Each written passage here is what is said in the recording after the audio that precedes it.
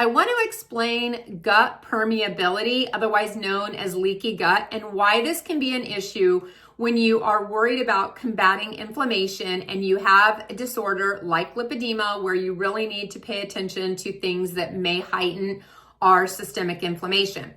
So we have this tube, otherwise known as our intestinal tract, that is considered outside of our body, although it travels right down the middle of our body, and it goes from one end to the other, and it is selectively permeable. It sends all of the great things into our bloodstream, and it keeps the things that aren't so great out of our bloodstream and removes them as waste. That is the body's way of safeguarding itself against inflammation.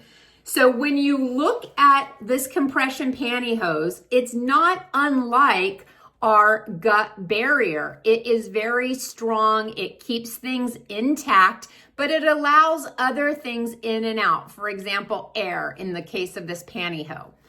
When you think about what happens when you have a weakening of your gut due to insufficient bacteria in the microbiome and eventually a wearing of the mucosal layer that is protective and allows nutrients to be grabbed and sent into the bloodstream, we start to see a loosening of the tight gap junctions that are in the lining, and it becomes more permeable.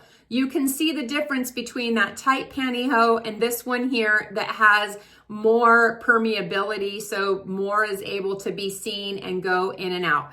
That's just a visual of what happens when you have gut permeability. There is a loosening in the junctions of the mucosal layer, and that is allowing toxins to get from our intestinal tract into our bloodstream, which cause a cascade of inflammatory mediators to activate, and it leads to systemic inflammation in our body. That is why, my friends, I am always talking about fiber.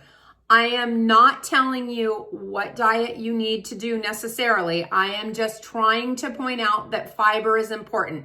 Be a scientist of your own body, but know that fiber does make a difference when it comes to systems in your body that need to be sustained for long-term health. So that is why I am always preaching about fiber and now trying to educate everyone on gut permeability and what happens when we have fiber devoid diets.